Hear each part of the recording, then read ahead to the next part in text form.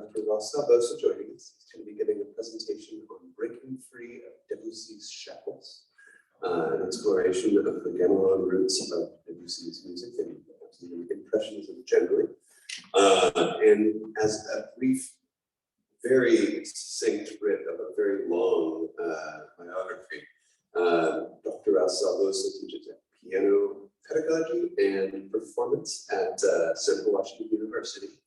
He is on the Diversity, Equity, and Inclusion Board for the MTNA at large. And in addition to that, seems to be doing basically everything else he possibly could at every level he possibly could for the MTNA. So we are all eternally grateful for his efforts. Without further ado, I'd like to invite you to the stage.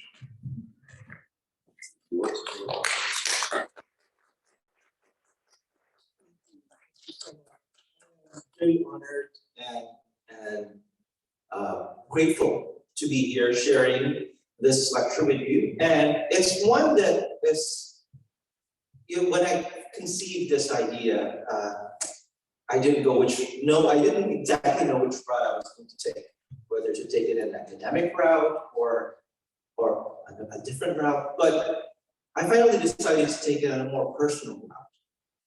This lecture, this topic really came about during the pandemic. We were all on lockdown, and I had a lot of introspection, time to think and go inward. But the catalyst of the biggest catalyst of this was George Floyd. When that happened, I felt this overwhelming anger that I just didn't know what to do with. And gratefully, I'm very grateful that at that time I had the wisdom not to lash it out. But in order for me to not lash it out, I had to really go inward. Where is this coming from? It was such a strong anger that it's almost like I want to punch somebody like that. I've never experienced that much anger in me. So the journey began with the question, where is this coming from?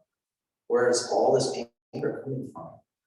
And I started going back to my childhood, and I realized that my husband keeps telling me that, why are you using filters for your photo? It looks great.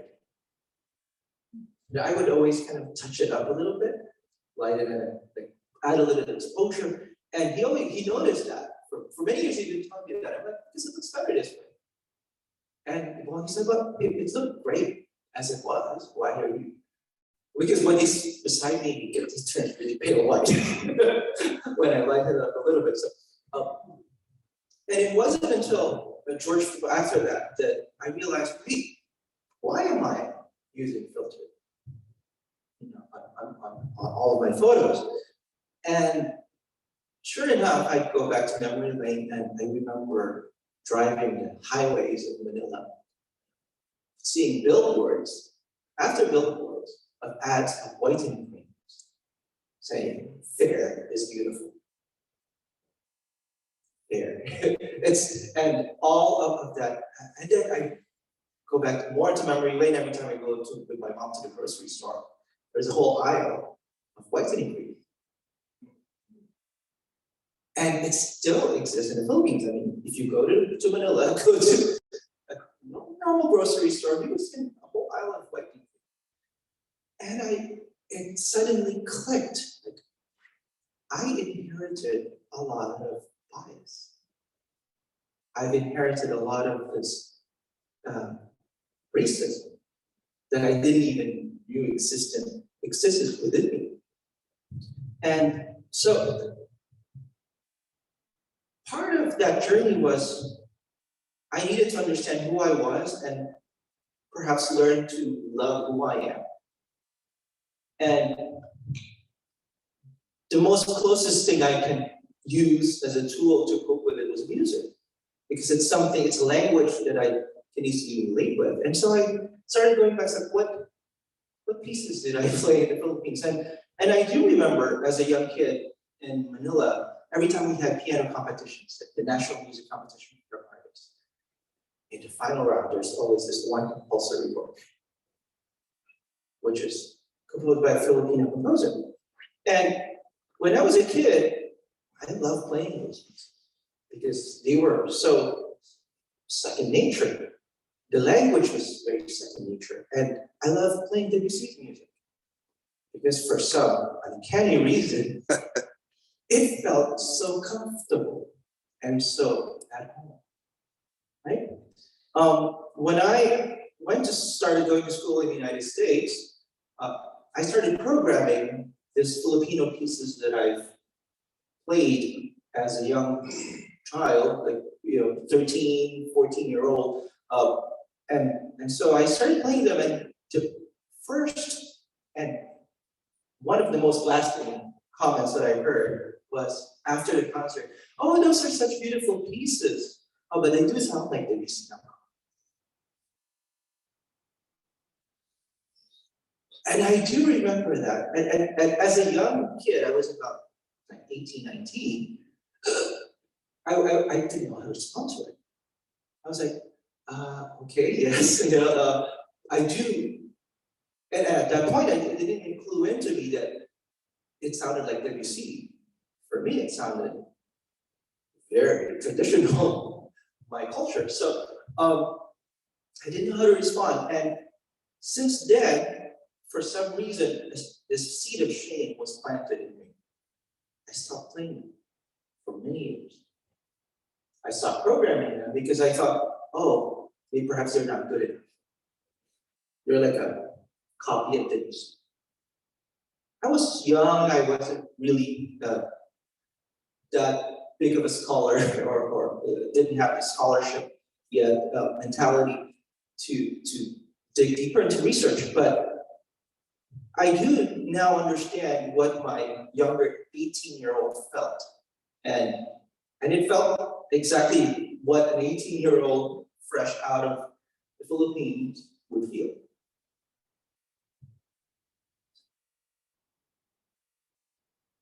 So what I did was I started playing them again. I brought them back, and I actually had blue sheets of paper that in the Philippines, a lot of this were handwritten manuscript, and they were archived in the University of the Philippines. So a lot of the copies that I have were permission copies. We were not allowed to photocopy it because they have the rights to it, and a lot of them are quite old.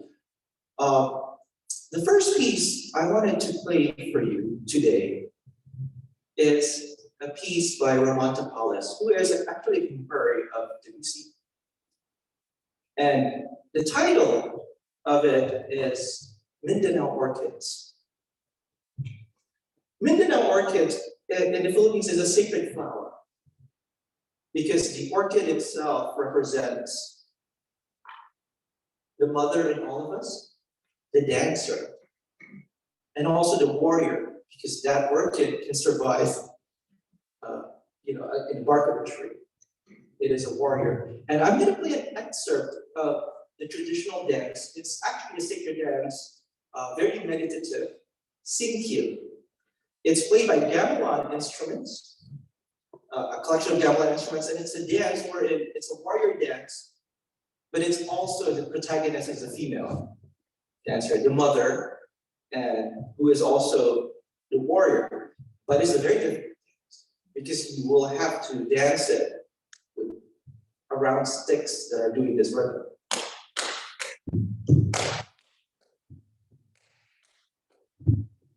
And the rhythm is 1, bum, bum, bum, bum. It can be subdivided in 154, 154, 154. But to dance it, you have to feel it in 1, 2, 3, 1, 2, 3, 1, 2, 1, 2, 3, 1, 2, 3, 1, 2. So that you don't get snapped or your feet doesn't get caught in between. And typically the women that dance it have to be very still in their upper body because they're also holding candles while they're dancing it around those sticks. So there's a whole lot of elegance and stillness to it, like a warrior. And why the protagonist that synchronizes the woman? Because The Philippines had a long tradition of non-binary tradition. Even when I was a kid, my sisters would dress me up. And as we were little kids, nobody cared. My cousins, we would play, and we would all dress up like whoever we wanted. Nobody cared. It wasn't until I went to Catholic school that I realized, that was told that it shouldn't be like that. But the word, even the word for kind of slightly effeminate men or women in the Philippines is silahis.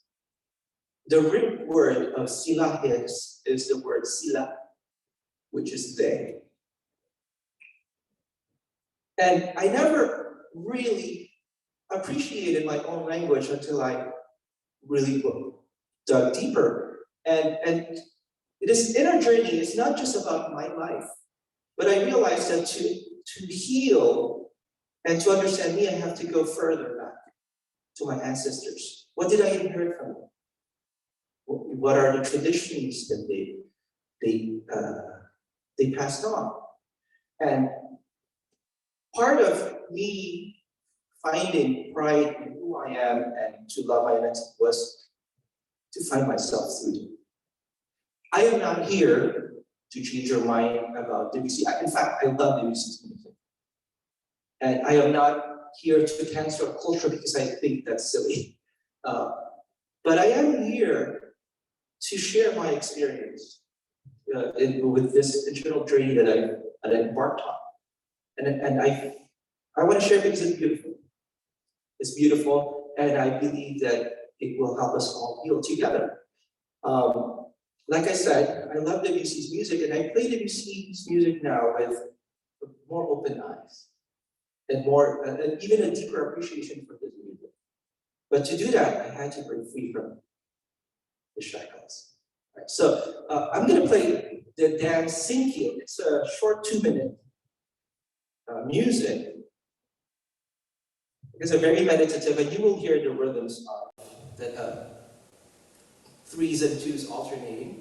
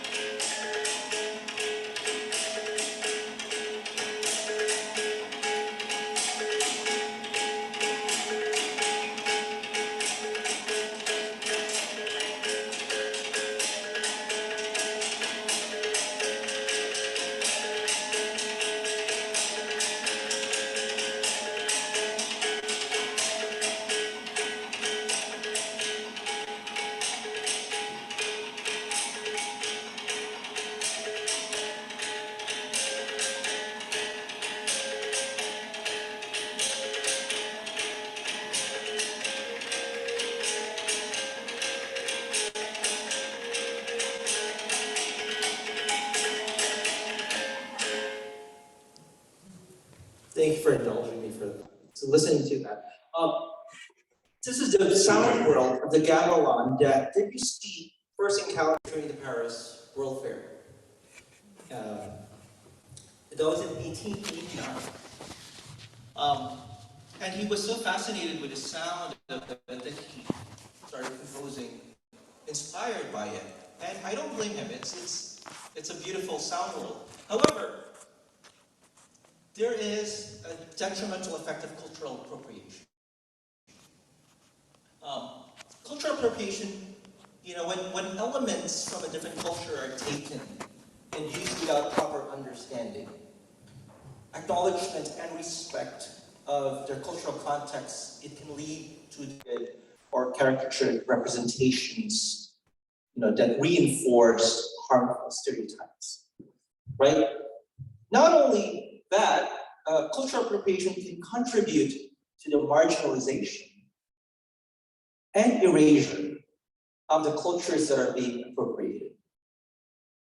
When elements of a culture are taken out of context and used for the benefit of the appropriator, it can strip those elements of their origins and cultural significance and contribute to a loss of cultural identity for the group that created them. When I read that definition, my 18-year-old me inside me that I've locked inside a basement started feeling very hurt, because that's what my young self felt, that I didn't have a cultural identity, that it was what I thought was my identity was suddenly stripped away from me. So this piece by Ramon Tapales, the Mindanao Orchids, like I said, represents the Singkil dance, and you will hear the dance, but you will also hear the warrior. But more importantly, you will hear the mother in this piece. Mindanao Orchids by Ramon.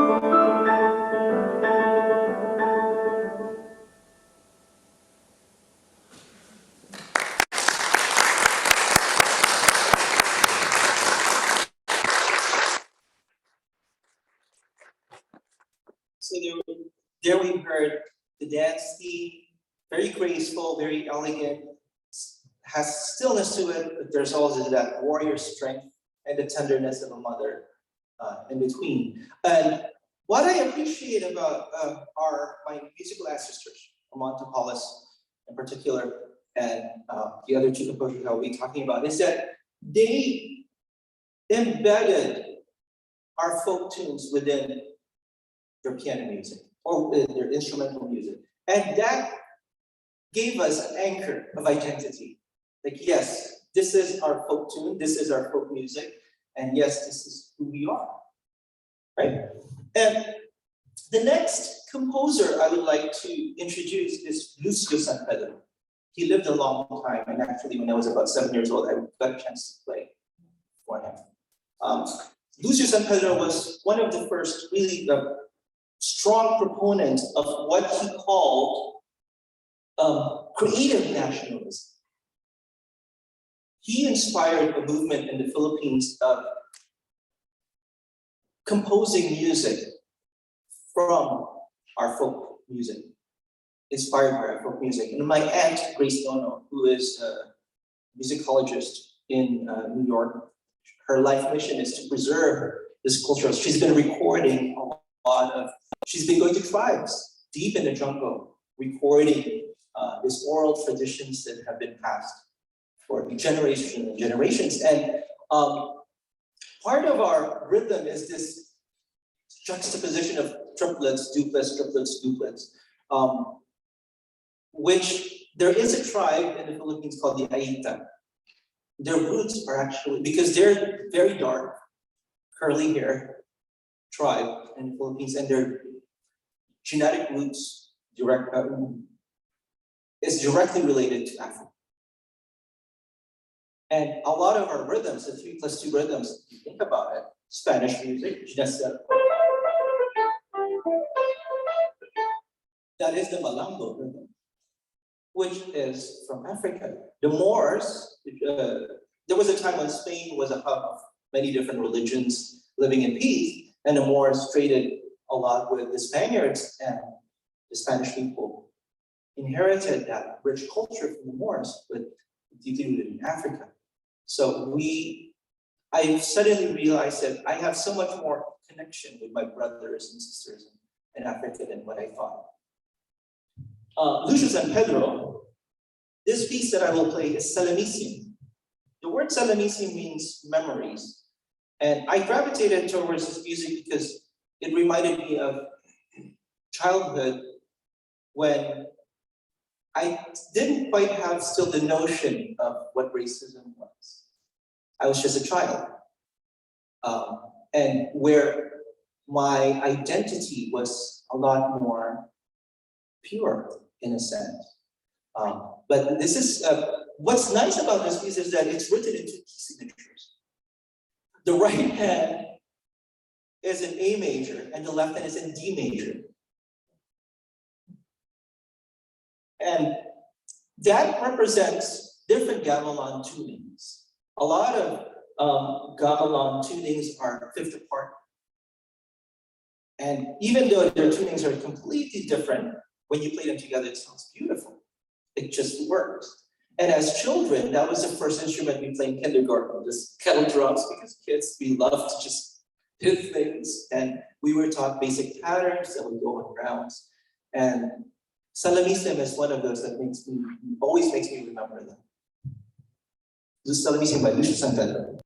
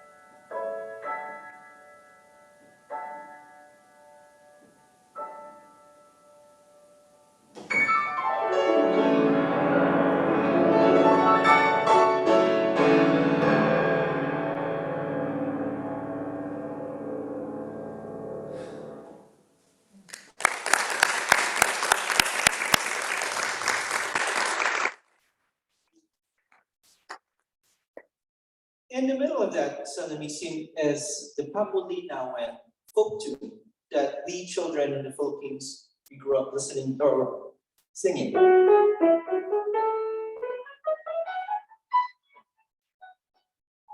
It's a folk tune, children's folk tune in the Philippines that Lucio San Pedro used. And I remember learning this for the junior category of the National Music Competition. And I just loved it.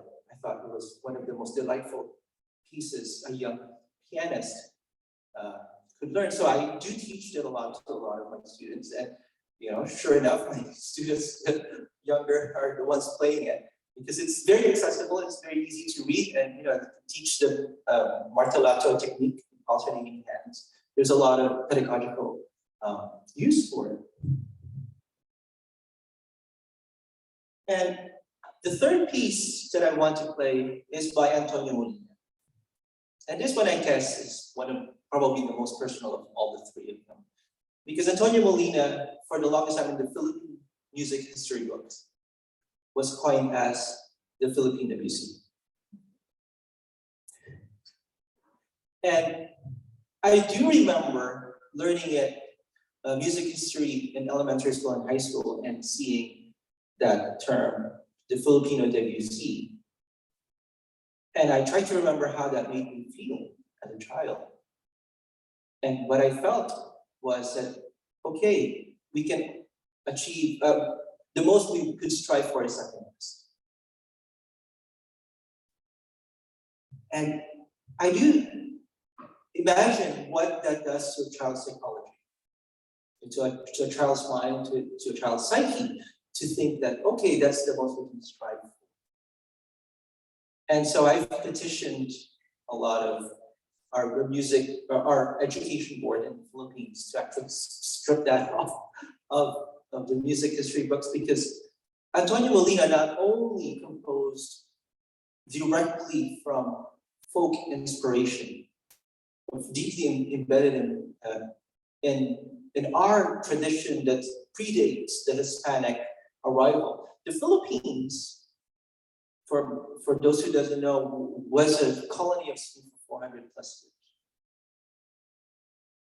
years. And it wasn't that we were a colony, we were enslaved by the Spaniards for 400 plus years. And a lot of our tribes, ancient tribes, the Aita, to escape that tyranny, they hid deep in the jungle. And they were not found until 400 years later, when the Spaniards were defeated by the Americans.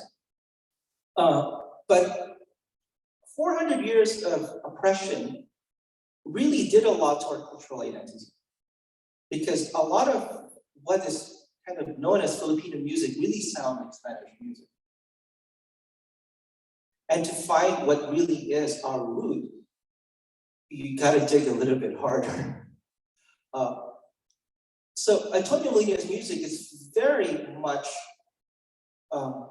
rooted in the Gamelan sonority, but at the same time he was able to fuse Western harmony, a lot of Western harmony, to accompany folk melodies. For example, in the middle section of the piece I'm going to play, there is a lullaby, the Dalai-on lullaby that most of us children hear from our mothers, from our grandmothers, from our aunts.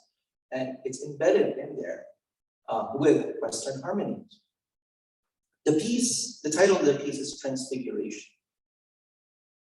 And I remember learning this again.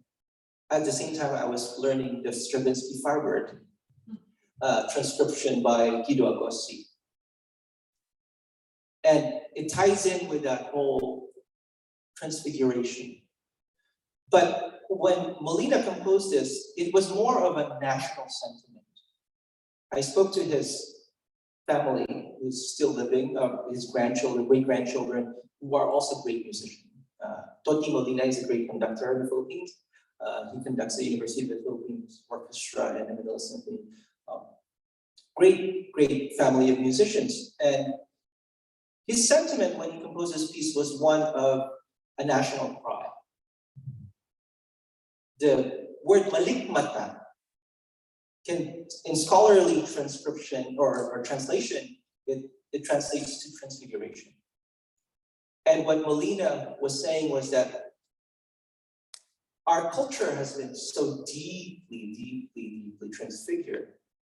Will we ever find our way back to who we were or to who we truly are? And one of our national heroes, Jose Rizal, great poet, great literary, he was executed by the Spaniards because he wrote this book, El Filibusterismo, No Libertad en el Filibusterismo.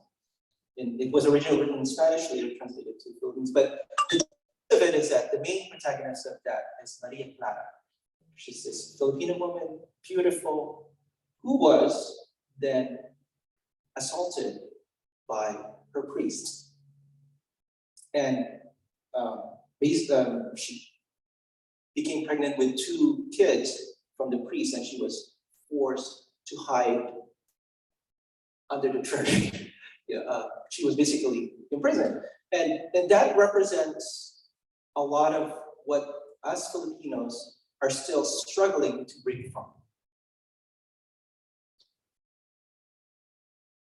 And this transfiguration you will hear in the beginning, the malikmata, you will hear the Gamelan sonorities all mixed together in the beginning. And you will hear it again at the end. And in the middle, you will hear the delay one. Malikmata by Antonio Molina.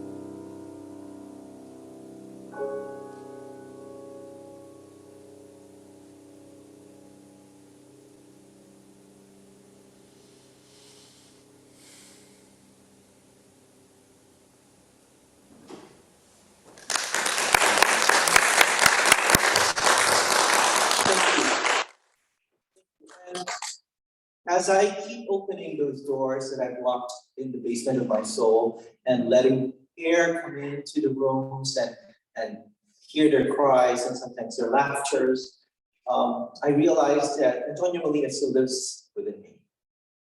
And I can, but every time I play it, I can comfort him telling him that we found our way back. And I am constantly giving these lectures and opening the eyes of my fellow Filipinos as well, even the younger children, most especially, so that they will always know who they are. And with that, I want to end this lecture with a prayer to my ancestors. I hear you, I see you, and I feel you. And together we will move. Thank you so much for sharing this morning with me. Thank you.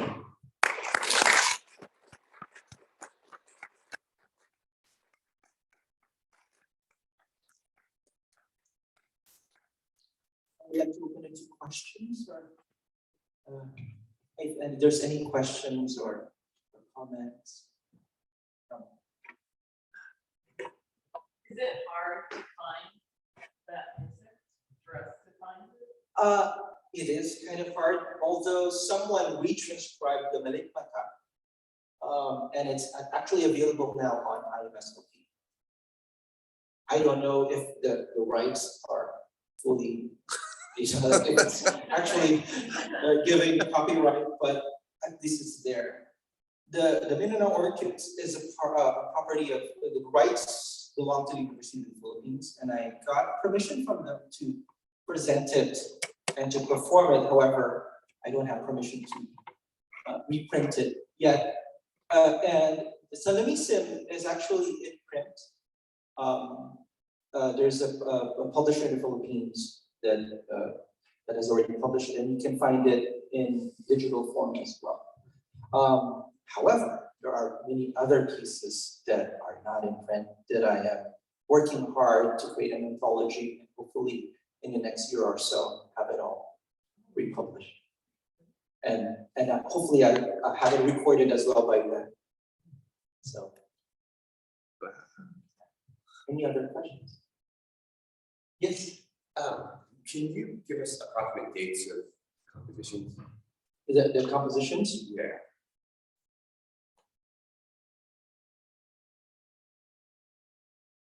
So the Malikmata is actually 1912. Is that the last The one? last one. That's 1912. Lucio San Pedro's Salamisim is 1950. And Ramon Tapales' composition is 1914. That early. And yeah, there's always this thing like which come first, and at this point, I don't really dispute it anymore because I just know that the tunes from these pieces are from our culture. It doesn't matter who came first, and I don't blame Debussy. And part of the healing of all this is to find understanding. He found the music beautiful. He found a sound world, and at that era, he probably didn't know that he was appropriating culturally. It was a different time. It was a different time. But now we have more knowledge of it. We are more awareness of it. We can activate it. And I do, like I said, I do love playing Debussy's music, and I teach Debussy's music a lot. But I do it with a more open heart and open mind when I play. Yeah, so I hope you'll forgive me. This is going to be a rather long question to formulate. But going on with that idea that Debussy loved the Gamelan music, and now was what inspired him. Something I was kind of thinking about was,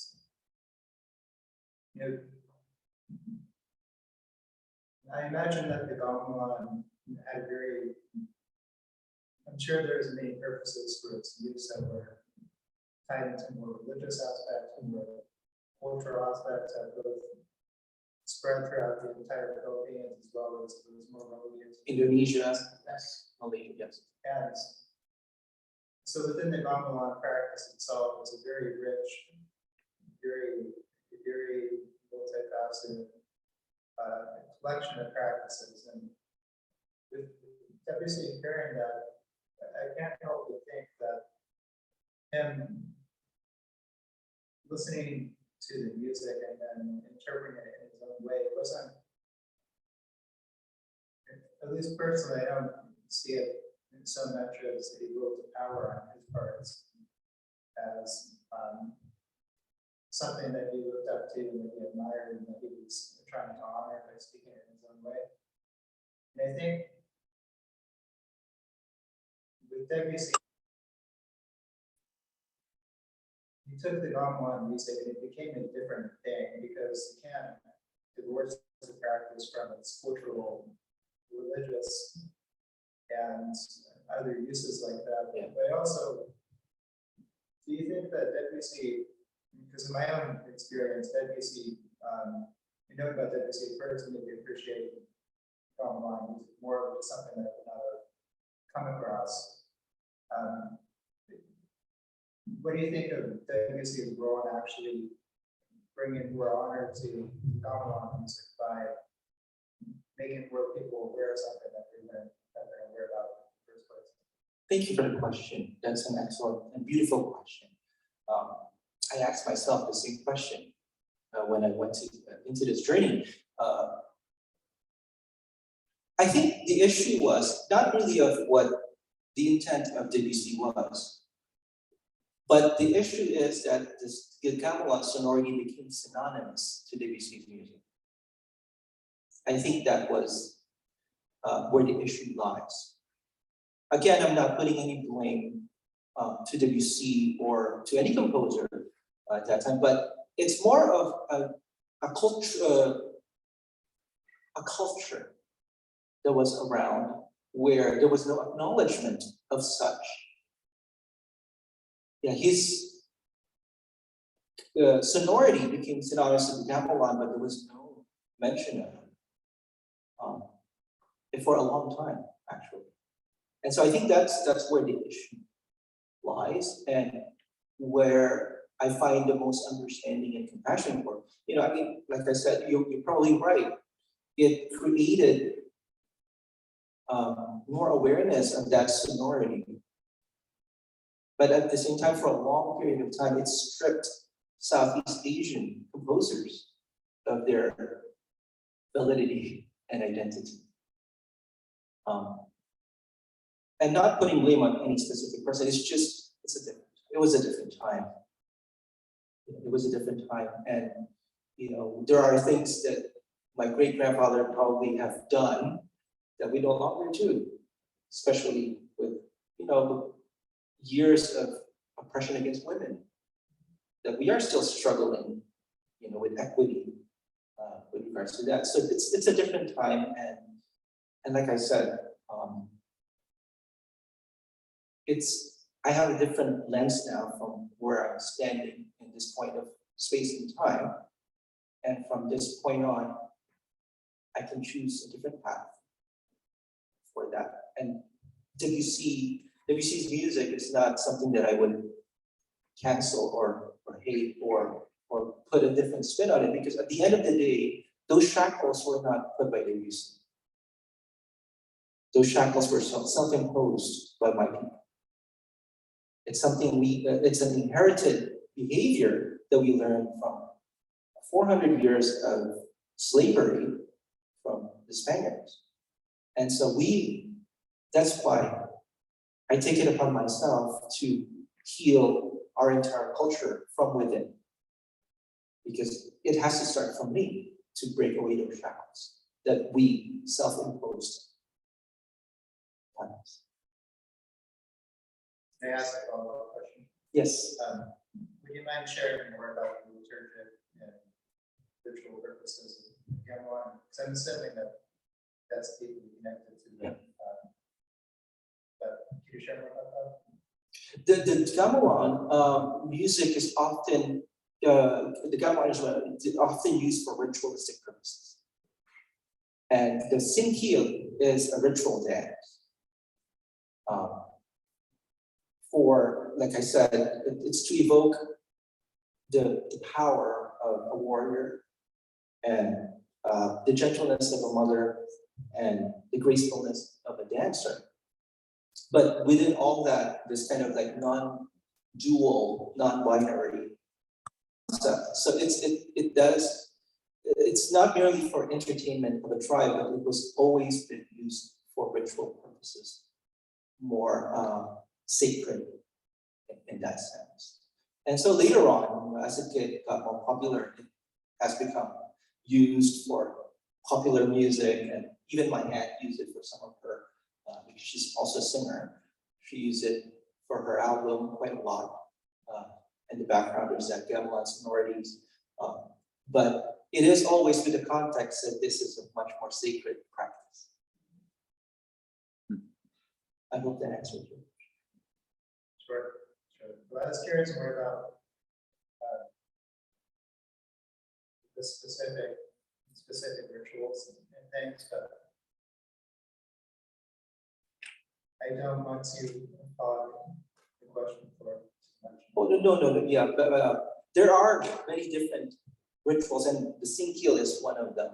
And I am not so much of an ethnomusicologist to know exactly which one. My aunt probably, Grace Dono, would have days and days and days and days and days of answers to that question. And I do draw a lot of inspiration from her, because she does the hard work and all the legwork of actually transcribing them, translating them. Mind you, Philippines have probably 250 plus dialects. When my parents wanted to talk about something they didn't want us kids to understand, they would talk in my father's dialect, which is Ilocano, completely different from Tagalog, which everyone speaks. For example, the word water is tubig in Tagalog, tubig. In Ilocano is lano. And that's as far as I know with that dialect. It's completely different, the order of the words are different. And my mom speaks her own dialect, which is Zambaleña, Zambal. The Zambal is so very, very, very different. So even the simplest words are so different. So with that, each region of the Philippines have their own local sacred tradition, often using similar instruments. And a lot of our instruments also are bamboo based. We have an angklung, which is a kind of a hashtag shape. It's a shaker. It's tuned differently. And when we were kids, I remember we would be arranged in heights. And each one of them have tuning. You can actually create them so that it's Western tuning. So it's do, re, mi, fa, sol, la, ti, do. And then we will have the sharps in between as well. And we will be arranged in heights. And that's how we learn do, re, mi as children in the Philippines. That's also why in the Philippines we have such a huge singing tradition. I took it for granted when I was living in South America. I would go to a birthday party and oh my God. They would be singing happy birthday in like many different keys at the same time. And I was like, oh, I can't stand it. But in the Philippines, usually one starts and everybody would follow that key. And it's that singing tradition. But because a lot of our, when we were children, we were taught that those oral traditions. And gamelan being one of them, those bamboo instruments are one of them as well. And there's many, many, many others that, like I said, I'm not an ethnomusicologist to give you that very precise answer. But gamelan is probably one of the biggest. Angklung is maybe the third of it. Thank you. I love those questions, by the way. Thank you so much. Any other questions? Oh, thank you so much for sharing this morning with me and for for being here and for having me. Thank you so much.